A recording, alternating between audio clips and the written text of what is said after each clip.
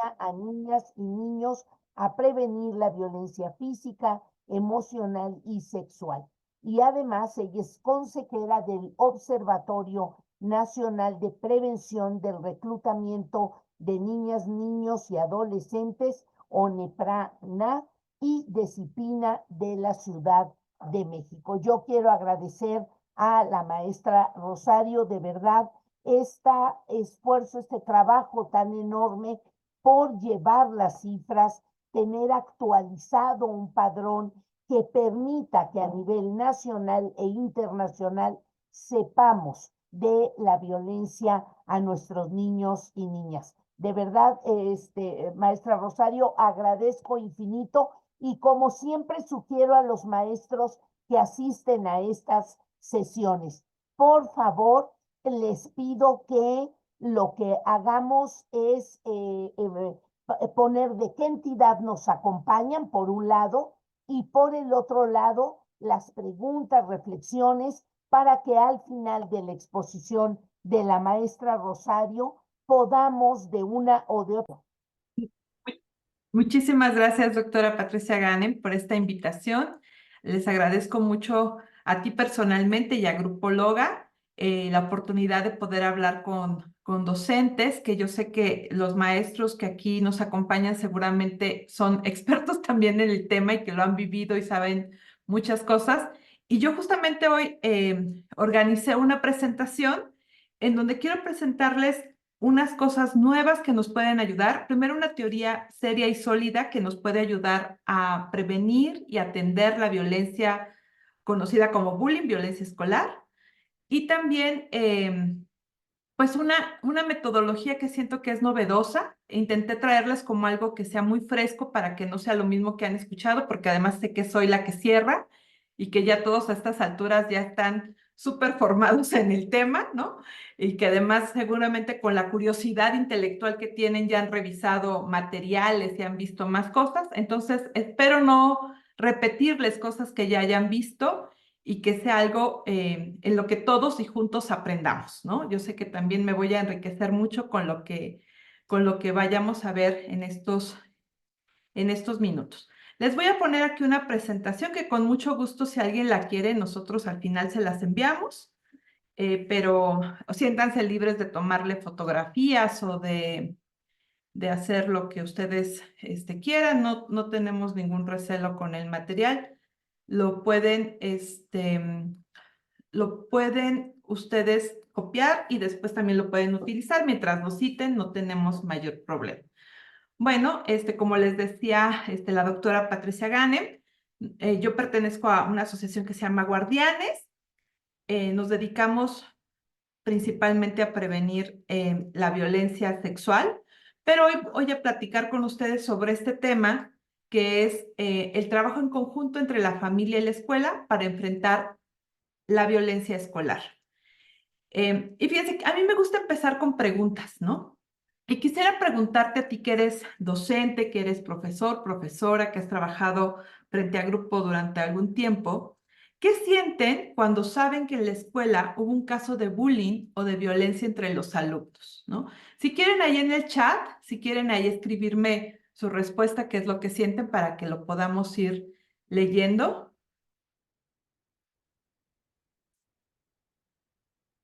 No sé si todos tenemos acceso al chat. ¿Sí? Muy bien. Y ahí en el chat me dejan así en una palabra, ¿qué es lo que sienten cuando saben que tenemos en la escuela un conflicto entre pares? Ah, me dicen que nos escuchan. ¿No me escuchan? ¿Sí me escuchan? Sí. Ok. Sí, sí se escucha, maestra. Ah, muy bien. Preocupación. Ajá. ¿Qué otra cosa sentimos además de preocupación?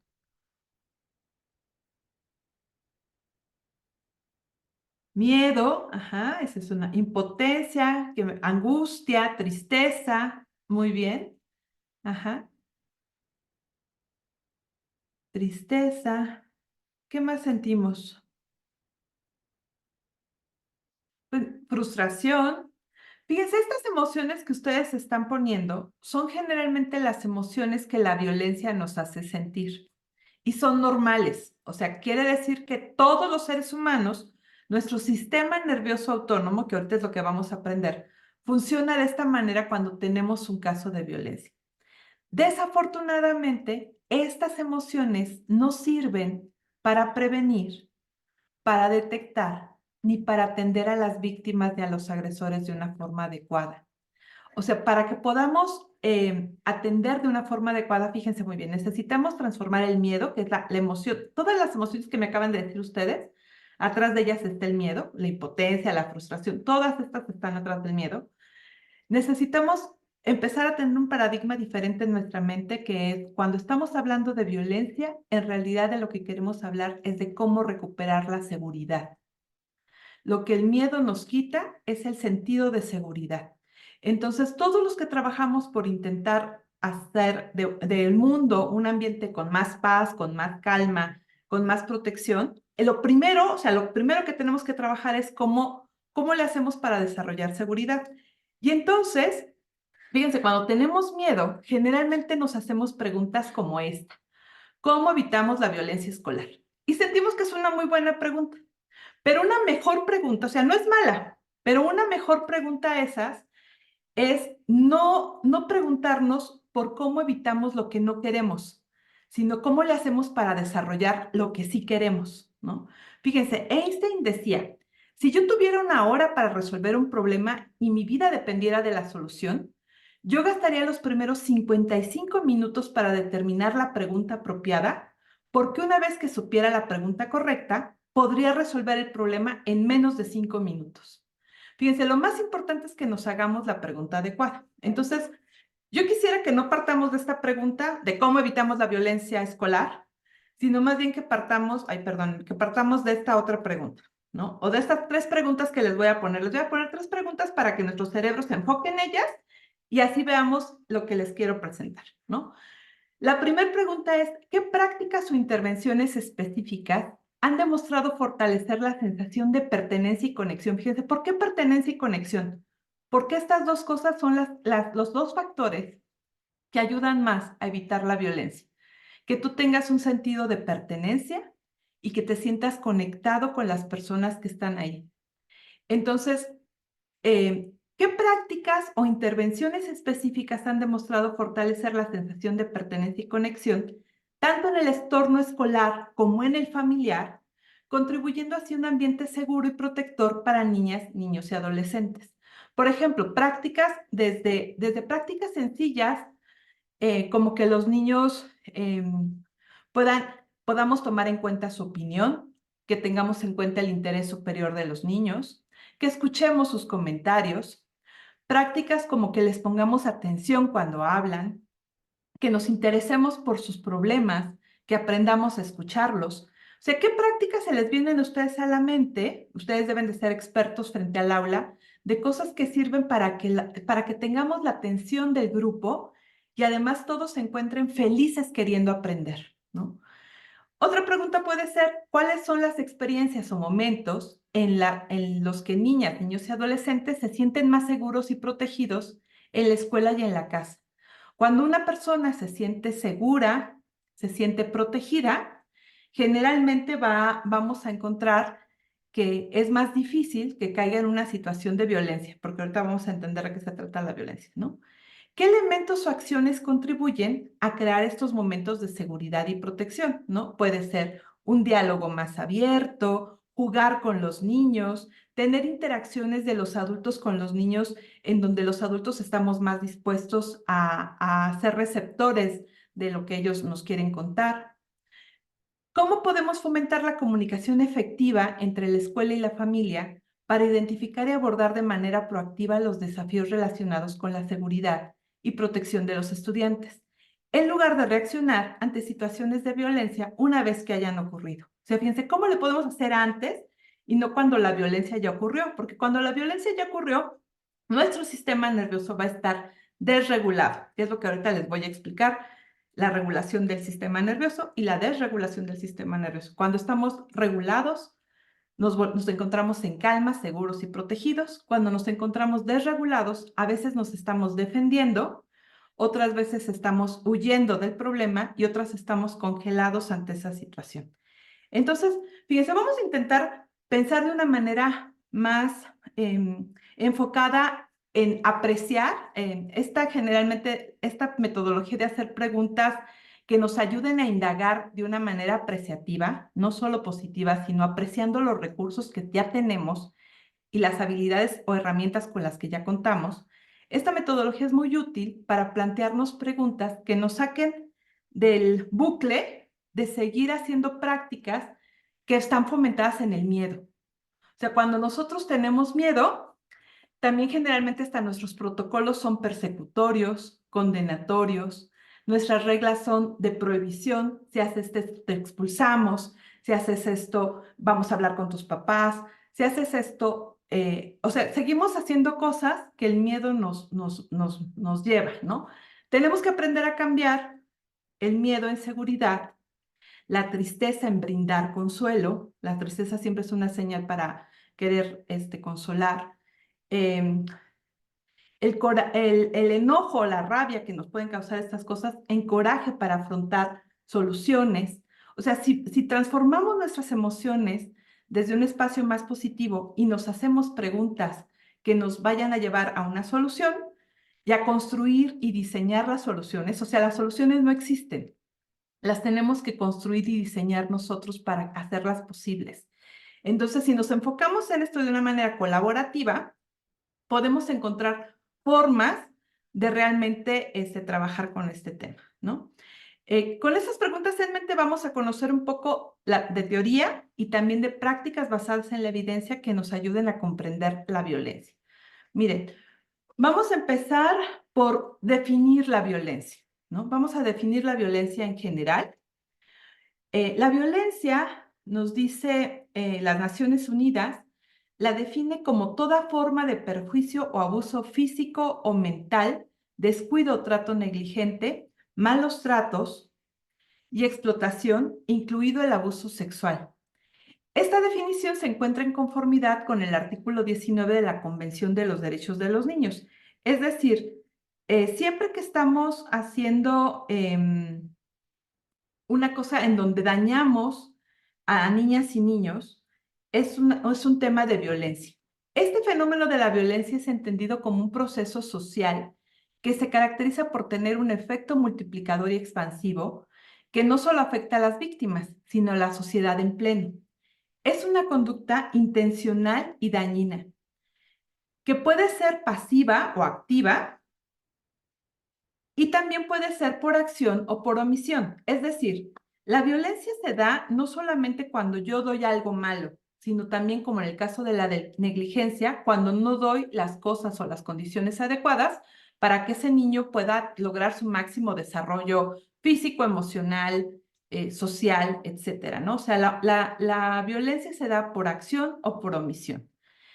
Pero para entender la violencia, realmente tenemos que entender que tenerla en un panorama más amplio.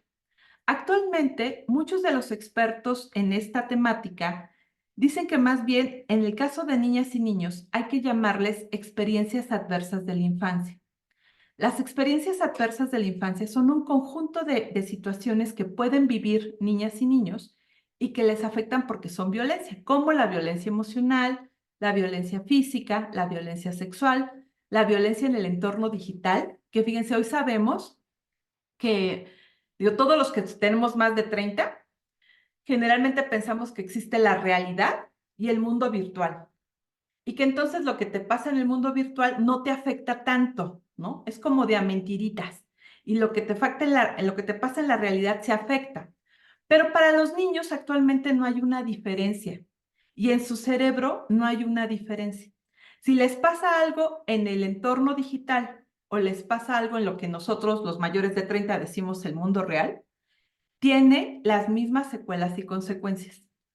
O sea, si un niño sufre ciberbullying o un niño está sufriendo bullying en la escuela, es exactamente en su cerebro lo mismo. Las consecuencias psicológicas y emocionales son las mismas. No hay diferencia. No es que uno sea más y otro sea menos. Antes considerábamos que teníamos que tener como un violentómetro, ¿no? Y entonces el violentómetro decía, bueno, la violencia emocional no es tan grave.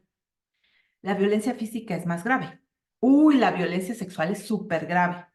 Pero fíjense, la violencia en realidad no es así.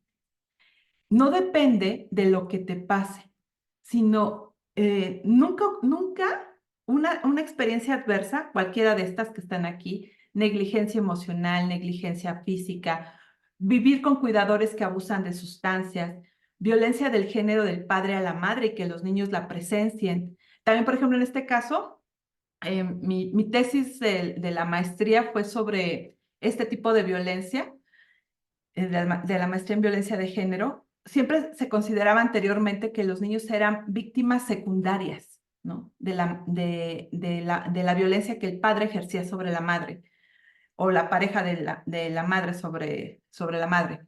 Pero en realidad, las secuelas psicológicas que los niños viven son exactamente las mismas que si fueran golpeados ellos, porque en algunas etapas están tan unidos a su mamá que no entienden la diferencia. Su cerebro no alcanza a entender la diferencia. Lo mismo que pasa en el entorno digital. El cerebro de los niños no alcanza a entender la diferencia de si les está ocurriendo físicamente en su cuerpo o solamente de una forma emocional y de percepción.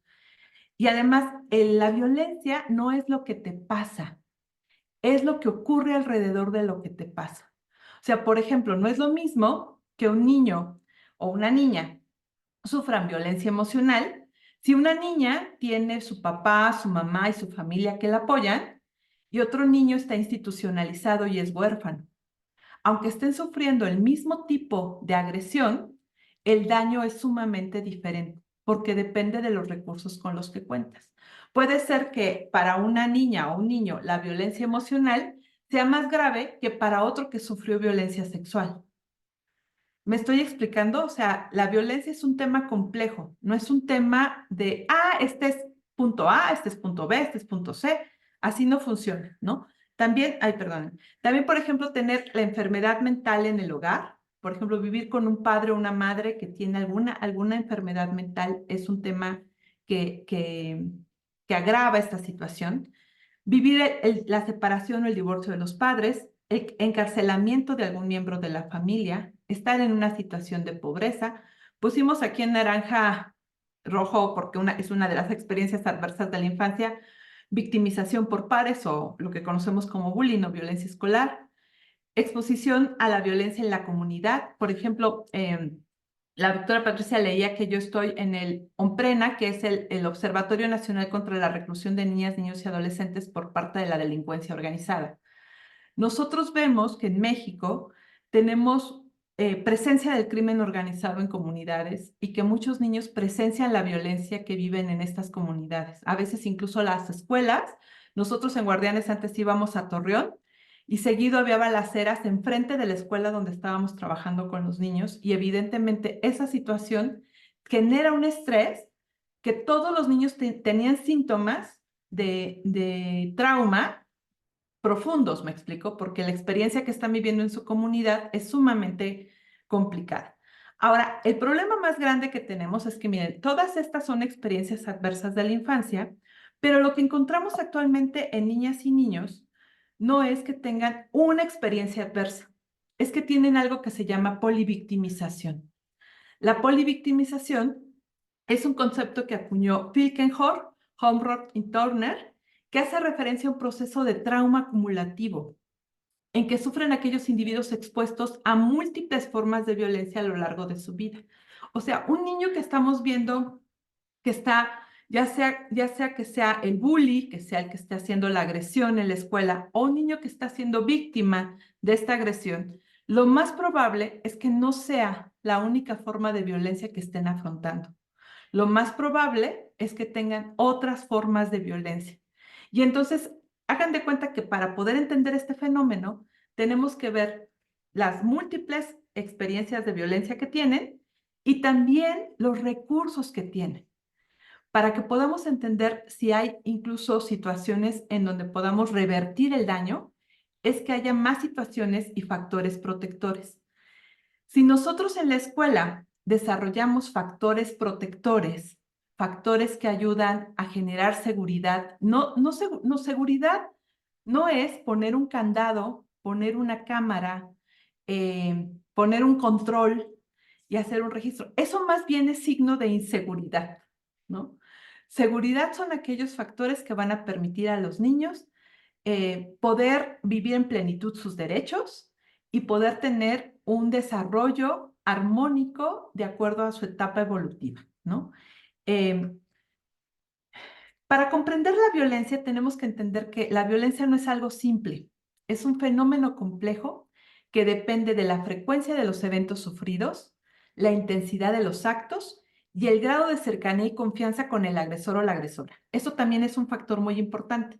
No es lo mismo, por ejemplo, violencia escolar también podría ser, ya sé que no viniendo de las personas que están en esta sala porque están interesados en evitarla, pero también hay maestros que ejercen violencia sobre sus alumnos, ¿no? La violencia escolar también podría ser que un profesor o algún personal administrativo haga violencia contra sus alumnos. ¿De qué va a depender que esto afecte a los niños? Pues del grado de confianza que los niños tengan con este maestro, ¿no? Mientras más cercano es, evidentemente las secuelas son más graves. Es igual como lo que pasa en la familia. La violencia en la familia es muy grave, y sobre todo más si viene de mamá o papá, porque son las personas que más deberían de proteger a los niños. Ahora, su impacto no solo depende de la dureza de la agresión, sino también de los recursos emocionales con los que las niñas y niños cuentan al momento de padecerla. Cuando se tienen recursos emocionales y sobre todo un apego seguro, tienen más habilidades para desarrollar resiliencia y afrontar la adversidad. Que esto del apego seguro, yo creo que ustedes ya se lo saben perfecto, del apego seguro y el apego inseguro, de cómo funciona, pero a mí me gusta mucho un ejemplo que es del doctor Daniel Siegel. No es mío, él en un libro que escribió que se llama Disciplina sin lágrimas, pone este ejemplo y se me hace que es muy bonito, donde dice que puede ser que todos los niños vivan en un bosque, que es su familia, pero ahora lo que uno tiene que ponerle atención a este bosque no solamente es cómo se ve, sino lo que se escucha al interior de esta familia, ¿no? Por ejemplo, hay bosques, si ponemos un bosque con la música del bosque y estamos escuchando aquí a los pajaritos, el sonido del viento y los grillos y todo esto cantar, todos vamos a querer entrar a este bosque. Pero si este bosque de repente empezara a tener una melodía como de suspenso, inmediatamente pensamos que ese bosque es peligroso. Y si tuviera la música de Tiburón, nadie querría entrar porque diría, ahí hay asesinatos, crímenes, etcétera, ¿no? El apego es como esta melodía de fondo que está en los niños por sus familias. Si en las familias a los niños les tocan una melodía de seguridad, los niños van a reaccionar así también en la escuela. Pero si en la casa les están tocando una melodía de amenaza, de miedo, de maltrato, van a resonar en la escuela con esa misma melodía, porque esa melodía la traemos desde la familia, ¿no? Entonces, una de las cosas que podríamos hacer, escuela y familia, es intentar tocar una melodía más de seguridad en la mente de los niños, ¿no? También generalmente las consecuencias que vemos entre una experiencia traumática son el trastorno de estrés postraumático, caracterizado por 3 síntomas: amnesia, disociación y flashback. Flashback son estas experiencias en donde, ante un estímulo en donde ya estamos seguros, reaccionamos como otra vez como si tuviéramos el mismo miedo, ¿no? Por ejemplo, todos tenemos un trauma colectivo que es común, que es el miedo a los temblores, porque nos ha pasado muchos temblores. Esto de el flashback es que cuando suena la alerta sísmica por error, mucha gente siente que sí tiembla, ¿no? Y reacciona igual que si estuviera temblando, aunque no esté temblando y ya no fue error, y de todos modos, no, yo creo que sí tembló, sentí horrible. Esa experiencia de flashback está ahí, ¿no?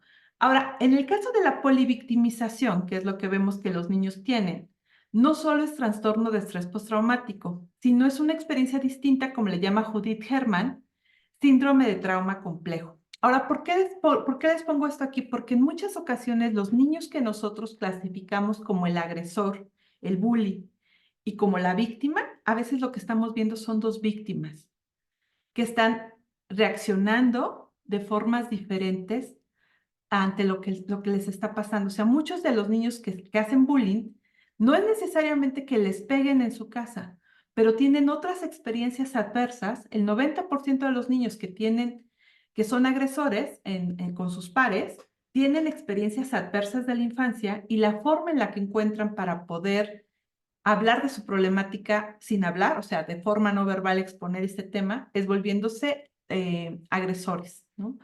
Ahora, el impacto del trauma depende de la edad de la víctima.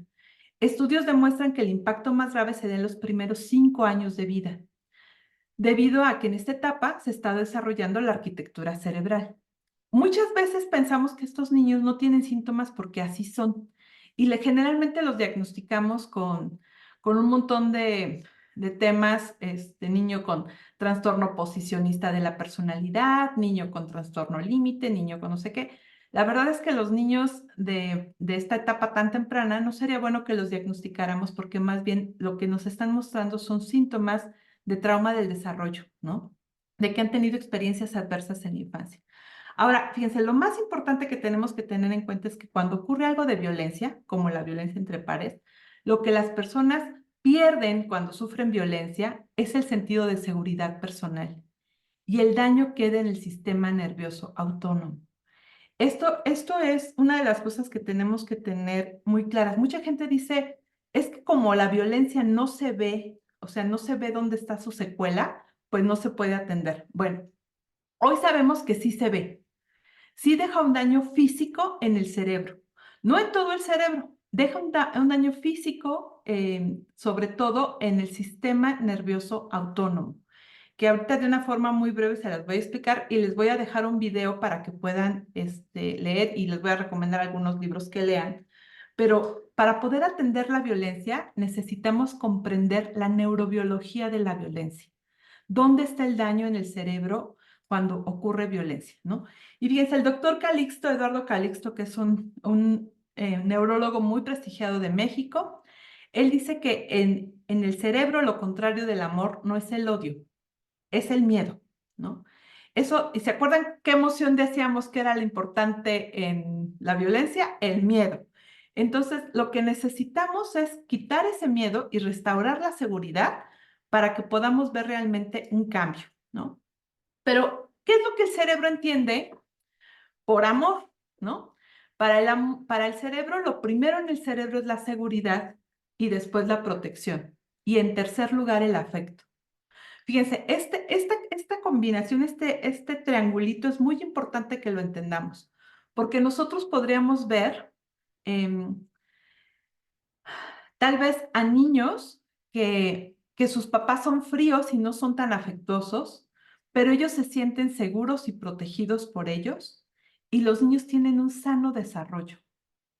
Y tal vez podemos ver a otros papás que siempre les hablan con mi vida, mi amor, mi cielo, cariño, tesoro, etcétera, y el desarrollo de los niños no es tan bueno, ¿no?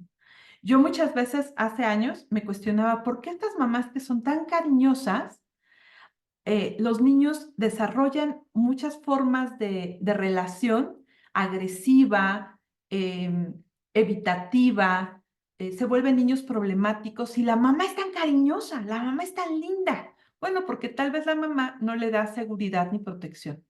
Y lo que los niños necesitan como una base segura son estas dos primeras cosas muy importantes. Hay una metodología que tal vez, si a ustedes les gusta profundizar, les gustaría conocer, que se llama el círculo de seguridad, que es para niños más pequeños. Es para dar crianza positiva. Esta es la metodología que tiene más estudios basados en un método científico de observación y de ver qué cosas ayudan a los niños. Y lo que proponen, digo, es una teoría grande, pero se los voy a resumir así en unas palabras, es que los papás siempre necesitan ser en la primera etapa de la vida una base segura para los niños que los aliente a salir a explorar su pequeño mundo, ¿no? Cuando los niños empiezan a caminar, quieren salir y que mamá o papá los esté viendo y los esté alentando a ir más lejos, ¿no?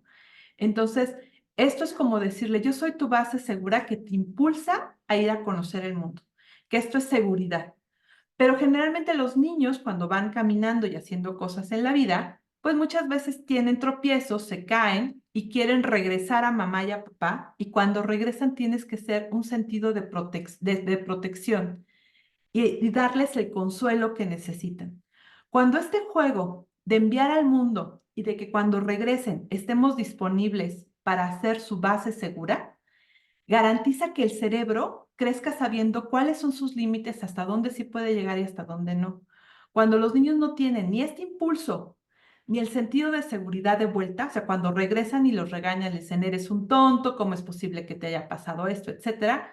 La introyección que hacen en su cerebro, en su arquitectura cerebral, es que no pueden luchar contra las adversidades de la vida, independientemente, fíjense, del afecto y del buen trato. O sea, lo que primero necesitamos, evidentemente, por ejemplo, nosotros en Guardianes hasta tenemos campañas de buen trato, necesitamos garantizar que haya un buen trato, pero antes necesitamos garantizar que haya seguridad y protección, ¿no? Cuando nosotros hemos garantizado eso, podemos entender que, fíjense, lo más importante en nuestro cerebro, porque el afecto está en una parte más alta del cerebro, está en el sistema límbico. Y la forma de expresar este afecto está todavía más arriba, en el lóbulo frontal. Pero tenemos que entender lo que pasa en la parte más baja de nuestro cerebro. Y este animalito que ustedes ven ahí nos va a enseñar qué pasa en el sistema nervioso autónomo, ¿no? Este es un tlacuache, ¿no? Y los tlacuaches, que son así de bonitos, como ustedes ven a este tlacuachito ahí, es un animal que se asusta mucho, es un animalito que muchas cosas le causan miedo y luego le causa inseguridad. Y su sistema nervioso autónomo se parece mucho al nuestro. Fíjense, el sistema nervioso autónomo de, del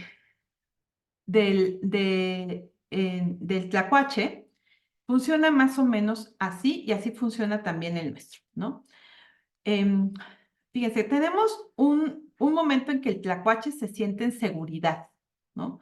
Cuando los tlacuaches están seguros, generalmente van a tener este anhelo de conectar y hasta de buscar una pareja, ¿no? Buscar a otros congéneres como ellos y van a ser muy cariñosos, o sea, así como este tlacuachito que está encima del otro, van a ser cariñosos porque se sienten seguros y cuando tú te sientes seguro, generalmente también tienes este anhelo de conectar con otro, ¿no? Pero cuando empieza a haber alguna situación de inseguridad, o sea, cuando el cerebro, el sistema nervioso autónomo, tiene una función que es muy importante, que es sobrevivir.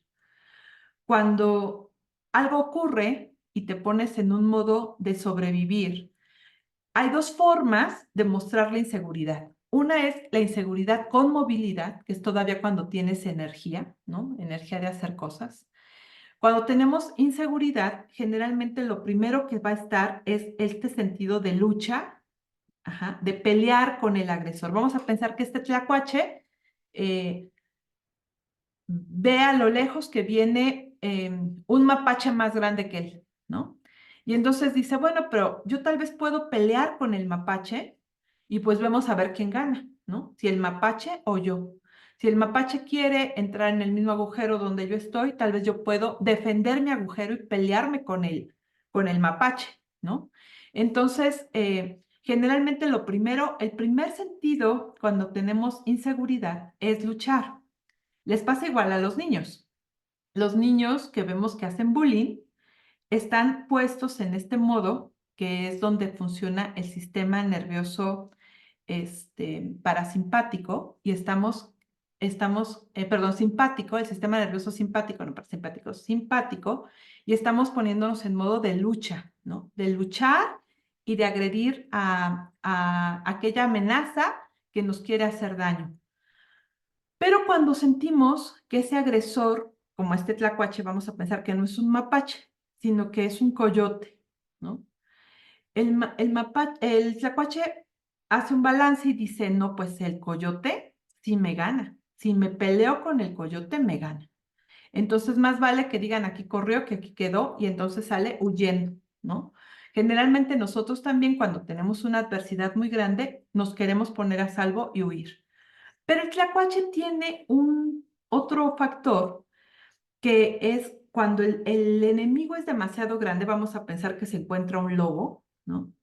Y entonces además dice, no, yo no me puedo pelear con el lobo, yo tampoco puedo salir corriendo porque el lobo me alcanza y me come, ¿no? O sea, tampoco puedo correr. Lo que voy a hacer es congelarme. Fíjense, de forma automática, el sistema nervioso desconecta su corazón rápidamente y pareciera que está en una especie de tanatosis o que está muerto. Entonces, el lobo llega, lo olfatea y dice cadáver y se va y no se lo come, ¿no? Ahora, esto en la naturaleza, el tlacuache cuando se levanta después de que se quedó ahí como congelado y como muerto, no está reflexionando, ay, qué cobarde, debí de haber huido y debí de haber peleado y debí de haber hecho algo, qué vergüenza que me quedé aquí como muerto. Él no hace esa reflexión. Él dice, sobreviví, estuvo súper bien, me salió bien, ya viví, me libré del lobo, ¿no? Qué maravilla. Los seres humanos, en muchas experiencias adversas, cuando no podemos hacer nada, también nos congelamos. El problema es que nosotros desarrollamos un trauma cuando eso ocurre, ¿no? Por ejemplo, hay muchas personas, por ejemplo, yo estoy más familiarizada con la violencia sexual, entonces a veces pongo este tipo de ejemplos con la violencia sexual, pero ahorita se los voy a pasar al bullying también. Muchas personas dicen, es que si a mí alguien me quisiera violar, yo corría, yo le pegaba, yo le aventaba cosas, yo saldría de ahí corriendo. No, pues lo que hacen las víctimas es congelarse para sobrevivir y lo que están esperando es que pase lo más rápido posible, ¿no? O sea, no van a poder defenderse. Lo mismo pasa con un niño que está muy asustado porque su bully es mucho más grande que él, ¿no? Uno podría darle consejos como, tú también pégale, corre, pídele ayuda a tus maestros, haz algo. Si los niños están paralizados, no van a poder hacer nada más que dejarse golpear. Ajá. Aunque eso pues, pase que los golpes son mayores. Hay un método que seguramente ustedes ya lo revisaron aquí mucho, que es el Kiva, que se dio cuenta que lo que necesitábamos para evitar la violencia escolar era que no hubiera espectadores, porque los testigos, lo que hacen los agresores es que cuando solamente golpean a sus víctimas, cuando tienen muchos testigos, cuando tienen auditorio, cuando no lo tienen, no pasa nada. ¿Por qué? Porque fíjense, eso es un factor que también necesitamos conocer. El sistema nervioso se regula con otros sistemas nerviosos. Y esa es una clave muy importante para entender la violencia. Si yo quiero que haya alguien que tenga calma y paz, o poner a un niño en calma y paz, la primera persona que tiene que regular su sistema nervioso y estar en calma somos nosotros, los adultos. Si yo tengo un sistema nervioso desregulado, por ejemplo, en el caso de los testigos en el bullying, si todos los niños empiezan a gritarle al agresor, pégale, pégale, sí, más fuerte, y sacan sus teléfonos y se ponen a grabar, pues eso va a ser una masacre, ¿no? Porque los sistemas nerviosos están regulados por las otras cosas que les dicen los otros niños. La mejor forma de evitar el bullying, ha encontrado el método Kiva, es que no haya personas que ven, ¿no? Que no haya espectadores. Si nadie va a de nos vemos al final, cuando salgamos de la escuela, todos nos encontramos ahí para que vean cómo le pego a si nadie va, no hay masacre, ¿no? Porque no haya nadie a quien darle ese espectáculo. Pero realmente para que nadie vaya, lo que necesitamos es mantener los sistemas nerviosos de todos regulados. Miren, le voy a pedir a Javier que les ponga ahí un link de un video que les va a explicar de una forma breve, en 9 minutos, por eso no lo pongo ahorita porque 9 minutos será mucho, cómo funciona algo que se llama la teoría polivagal. La teoría polivagal es esta que explica de una manera muy profunda esto que les acabo de explicar por encimita, que es cómo sentimos seguridad, cómo nos sentimos inseguros movilizados y cómo nos sentimos inseguros inmovilizados. Eso lo hace de forma autónoma nuestro cerebro. Pero fíjense, el trauma deja secuelas para que cuando alguien vive una experiencia de trauma, en lugar de que cada vez tenga menos experiencias adversas, porque además tenemos esta idea maravillosa de, ay, pero si ya le pasó una vez, ¿cómo le volvió a pasar? ¿No? No es posible, pues ya le gustó, o sea, ya le gustó que le peguen porque siempre le pegan, o de este siempre abusan, o a siempre le dicen cosas horribles. ¿Cómo le hace para encontrarse a las personas que lo van a agredir siempre? Pues porque tiene un sistema nervioso desregulado. Cuando tenemos una experiencia de trauma, nuestro sistema nervioso se desregula y vibra, vamos a ponerlo así, con esa sensación de ir más hacia aquellas cosas o situaciones que también están desreguladas. Cuando alguien está en calma y en sintonía, generalmente va a buscar cosas más conscientes, va a estar más en el momento presente, va a estar más relajado y tranquilo. Si queremos regular a alguien, tenemos que regularnos primero nosotros.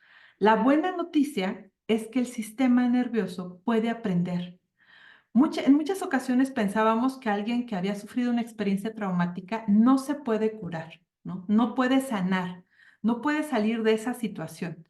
Yo, sobre todo en el tema de la violencia sexual, he escuchado incluso a muchas mamás que dicen, no, pues es que ya a mi hijo le pasó esto, ya me lo dejó mal para siempre, ¿no? Porque de esto ya no se sale. Incluso expertos en el tema dicen que no hay forma de sanar una persona que ha sufrido este tipo de experiencia o de abuso porque es sumamente terrible, ¿no? Pero yo quiero decirles que eso no es verdad. El sistema nervioso se desregula, las experiencias adversas de la infancia desregulan nuestro sistema nervioso, pero podemos aprender nuevas formas de regular el sistema nervioso. Y no importa la edad que tengamos, hay muchas y cada vez además hay más terapias y más metodologías que ayudan a regular el sistema nervioso. Yo les quiero proponer ahorita una de este libro, que la verdad el libro solo está en inglés, ¿no? Pero es un libro que se llama El camino polivagal al aprendizaje feliz en español, ¿no? De esta mujer que se llama Debra Wilson. Ella, les quiero contar así un poquito su experiencia y les quiero dar estos puntos que ella habla para regular el cerebro. Ella, la verdad es que yo no entiendo muy bien si es canadiense y trabaja en Estados Unidos o si es estadounidense y trabaja en Canadá. Pero el caso es que las dos o los dos países es en donde ha tenido su experiencia de aprendizaje. Y fíjese qué bonito este libro, se llama Transformando un salón de clases, un sistema nervioso central a la vez, ¿no? Ella, con esta metodología, ha reducido de verdad la violencia de una manera impresionante y además ha logrado que muchos papás y mamás se comprometan en una crianza más efectiva con sus niños, ¿no? Ahora, la historia de ella es muy interesante porque ella tiene una hija que desde que nació le dijeron que iba a vivir muy pocos años, porque además tenía parálisis cerebral, problemas neurológicos, problemas de la química del cerebro, tenía una cantidad de problemas médicos impresionantes, ¿no? Entonces ella como mamá empezó a, a trabajar mucho en poder mejorar las condiciones de vida de su hija y eso la llevó a empezar a estudiar y a investigar. Y a la par, ella era docente, era profesora en colegios, en escuelas, y le tocaban además atender a todos los niños que tenían problemas de aprendizaje, ¿no? Y entonces ella conoce un día la teoría polivagal, esta teoría que es más o menos lo que les acabo de explicar, que van a ver ustedes en más profundidad, y empezó a ver justamente cómo muchas experiencias adversas de la infancia dejan secuelas neurológicas que eran muy parecidas a las consecuencias neurológicas físicas que sí tenía su hija, ¿no? Porque fíjense, también para sanar temas de violencia, hoy sabemos que la mejor forma de sanar las secuelas que deja la violencia es en nuestro cuerpo, porque físicamente están en nuestro cuerpo. Cuando nosotros hacemos ejercicios, movimientos, yoga, respiración, oxigenación, ayuda a que nuestro sistema nervioso se regule y esté mucho mejor.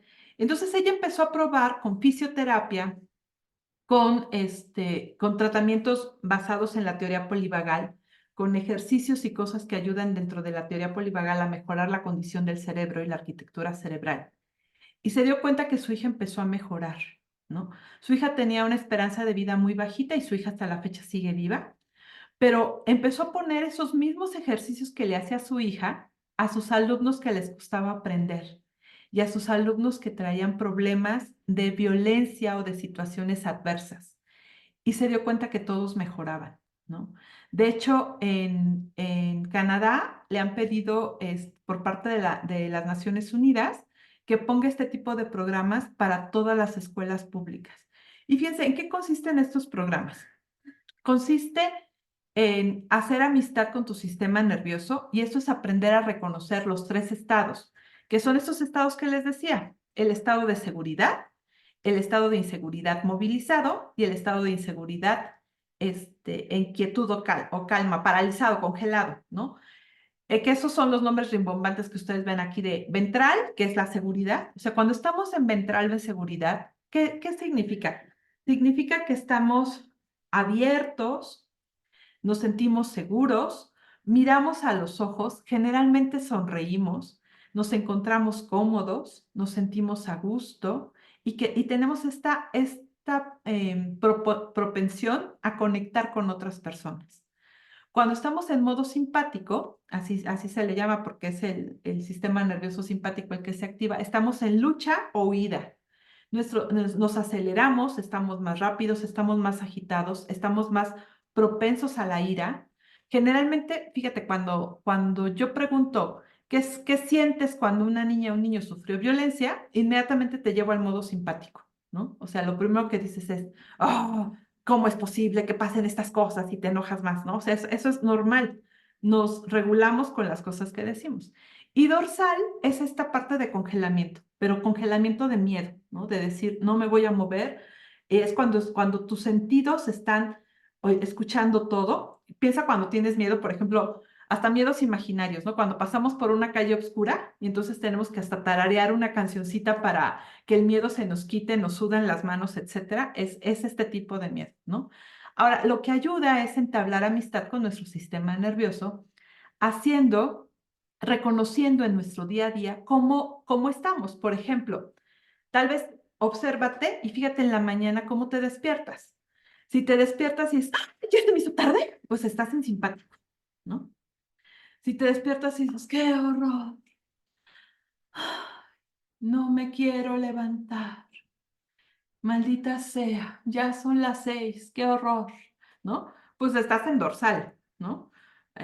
Pero si te despiertas y dices, ¡ay, qué alegría! Un nuevo día, hay esperanza, hay oportunidad de cambiar el mundo, ya entró el sol, pues estás en ventral. Generalmente, todos tenemos un sistema nervioso que pasa por los 3 estados todo el tiempo y es normal, ¿no? O sea, es normal que alguien se despierte y le quiera cantar al sol y gracias a los pajaritos que cantan en tu ventana y que después a lo largo del día salga el tráfico y diga, ¡qué horror este tráfico tan horrible! ¿No? Y llegas a tu oficina y digas, ¡oh, la escuela! ¿No? ¡Ay, otra vez! O sea, es normal que pasemos por estados, por los 3 estados, los necesitamos. Cuando tú llegas después de trabajar todo el día y solo quieres ver televisión sentado en el sillón, ese es modo dorsal y se necesita, ¿no? También es necesario a veces estar en ese modo de tranquilidad pasiva en donde no quieres hablar con nadie ni escuchar a nadie. Pero si vamos entablando relación con nuestro sistema nervioso, la idea es que poco a poco estemos más en estado ventral. Si como docente tú permaneces más en ventral, en un modo seguro y conectado, tus alumnos también van a estar en este modo. Para evitar la violencia en las escuelas, lo que necesitamos son más docentes regulados, ¿no? Hay que recordar siempre que solamente cuando estamos seguros y conectados, eso fomenta la motivación y el compromiso. Y observa, o sea, hay que aprender a observar cómo nos afecta sentirnos seguros o inseguros. Cuando estamos seguros, hasta nuestros programas educativos son mejores. Cuando estamos inseguros, nuestros programas educativos no son tan buenos. Por ejemplo, cuando me dicen, ¿cómo hacemos el protocolo de violencia? Yo siempre intento que hagamos el protocolo de violencia desde una parte más segura, porque generalmente lo hacemos en un estado desregulado y la verdad el documento se queda desregulado y nadie lo va a ver nunca porque a todos nos da miedo ver esa cosa horrible que dice ahí te van a demandar y te van a meter a la cárcel y mira qué miedo y va a haber más conflictos, ¿no? Yo entiendo que hay que respetar la ley, pero hay que hacerlo desde un espacio diferente. Hay que comprender que la corregulación procede de la autorregulación, es decir, para poder corregularnos con otro, pues necesito yo primero estar regulado, ¿no? Primero hay que satisfacer las necesidades que tiene mi sistema nervioso para poder satisfacer la de los demás. Y fíjense, esto es una cosa muy importante. La resiliencia solo se desarrolla al ajustar el sistema nervioso. No podemos ser resilientes con un sistema nervioso desregulado. Tenemos que regularnos primero para poder desarrollar resiliencia. Ahora, esta adaptabilidad va a depender de acceder a recursos ventrales y podrías hacer una lista de destellos para ponerte en ventral. ¿Qué son estos recursos o qué cosas nos ayudan a ponernos en ventral? Sonreír. Hay incluso, no sé si leyeron este libro de Pensar rápido, pensar despacio, que ganó incluso el autor un premio Nobel por esta explicación del cerebro. pero cuando nosotros sonreímos, aunque sea falsa la sonrisa, el mensaje que recibe el cerebro es de que estamos en calma. Y cuando nos ponemos serios o gruñones, el mensaje que recibe el cerebro es que algo no anda bien. Entonces, fíjate, ¿cómo hacer que tu cerebro esté más regulado? Sonríe más, medita, respira. La respiración es un factor muy importante para estar en calma. Si tú necesitas más energía y movilizarte, entonces la idea es que hagas inhalaciones largas, y luego rápido saques el aire. Cuando necesitas hablar en público, por ejemplo, y necesitas más energía, funciona inhalar lento y exhalar rápido. Pero al revés, cuando quieres calma, por ejemplo, cuando vas a meditar o te quieres dormir, porque en ambas cosas se necesitas hacerlo al revés, inhalar rápido y exhalar despacito.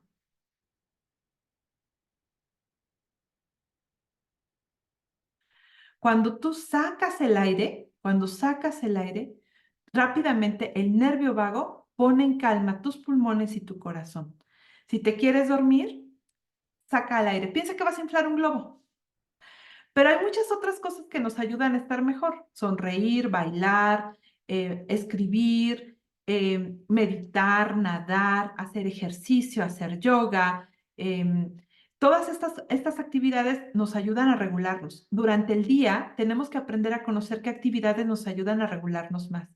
Ahora, esta flexibilidad del sistema nervioso sustenta la flexibilidad cognitiva. Es decir, vamos a pensar también más asertivamente mientras nuestro sistema nervioso autónomo también esté tranquilo. Ahora sabemos que las emociones y los pensamientos siguen al estado autónomo del cerebro. Si el estado autónomo del cerebro está desregulado, generalmente las emociones que vamos a experimentar son desreguladas. Tristeza, ansiedad, angustia, miedo, depresión, etc. Si nuestro sistema nervioso está regulado, vamos a empezar a experimentar calma, confianza, seguridad, paz, vamos a tener resiliencia, vamos a pensar también en cosas más, soluciones, en cómo diseñar propuestas. Y una última cosa es cultivar la posibilidad y la curiosidad ante la frustración y la desregulación. Cada vez que estamos desregulados, en lugar de sentirnos mal, hay que ver esto como una oportunidad para que nuestro sistema se vuelva más flexible y podamos aprender. Entonces, ¿qué podemos hacer escuela y familia para poder evitar la violencia? Generar sistemas nerviosos regulados. El tiempo que pasemos con los niños, sean 10 minutos, sea 1 hora de clase, sea 5 horas de clase, 6 horas de clase, 7 horas de clase, hay que intentar, no se puede todo el tiempo, eso no es posible, ningún ser humano puede estar en modo regulado 24/7, pero hay que intentar regularnos la mayor parte de las veces que podamos. Y si queremos prevenir la violencia, esa es la mejor herramienta, regular el sistema nervioso, ayudar a las niñas y a los niños a que comprendan cómo volverse a poner en calma. Hay muchos libros que pueden ayudarles a entender cómo poner a los niños en calma en su sistema nervioso. Pienso en los libros del doctor Daniel Siegel. El doctor Daniel Siegel tiene un libro que se llama El cerebro del niño, en donde explica muy bien cómo poner a los niños en calma. Tiene otro que se llama Disciplina sin lágrimas, que justamente enseña cómo los límites se tienen que poner, pero no de una forma agresiva, sino de una forma asertiva. Y yo había traído aquí, agarré unos libros que tengo ahí en mi escritorio, que podrían servirles también. Eh, Creo que este libro de Amar, este nada más es de los niños de 0 a 6 años, pero hay de todas las edades, de Felipe Le Cannelier, que es una metodología para aprender a regular.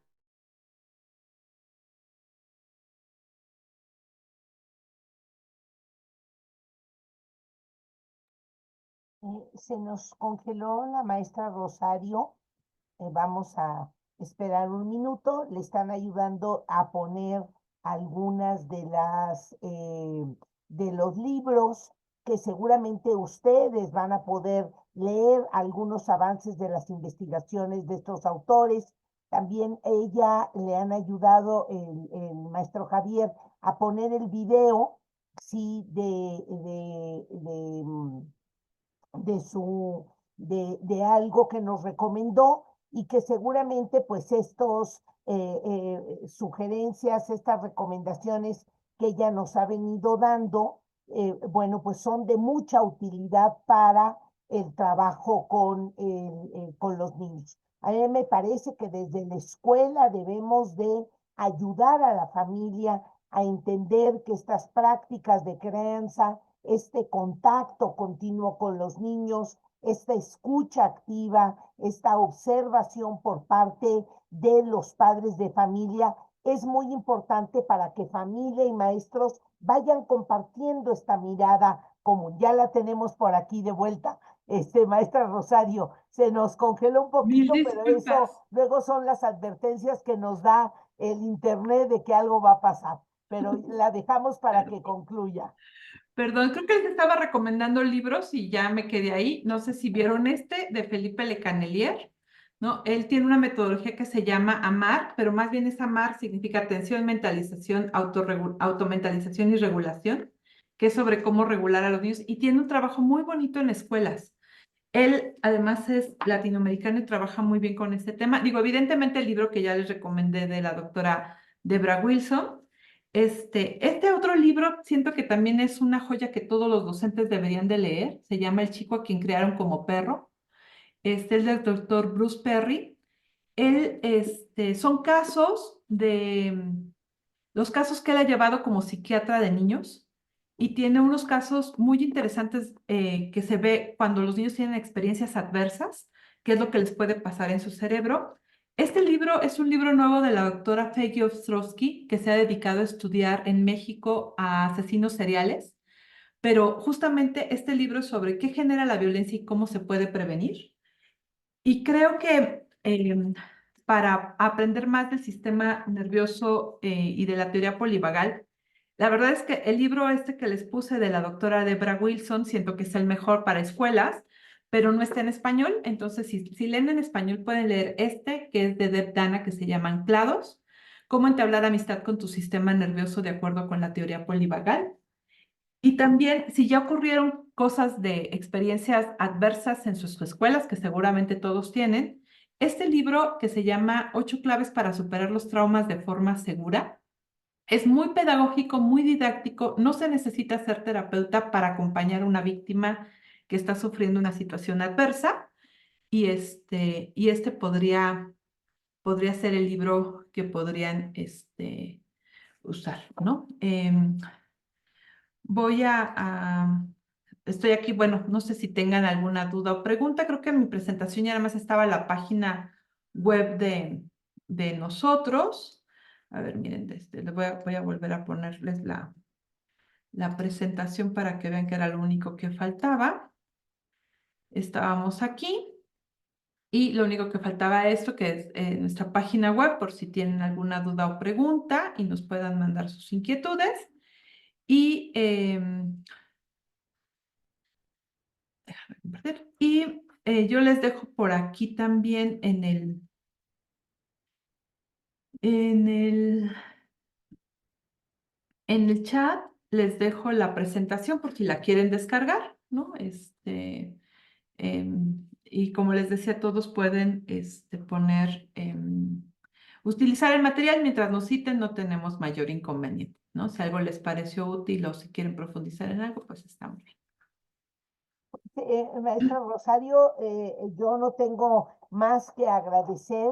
A mí me parece que cada vez más vamos profundizando sobre este comportamiento de nuestro cerebro, que es donde se da, por supuesto, el pensamiento lógico, el pensamiento científico, pero también esta regulación de la que ya hemos estado contactando todas nuestras emociones, toda esta manera de ver la vida también se da ahí y creo que los maestros en esta sugerencia de ser los primeros que estemos regulados, que contactemos con nuestras propias emociones y que sepamos que los niños finalmente pueden captar esta referencia adulta distinta que a lo mejor no han aprendido en su familia.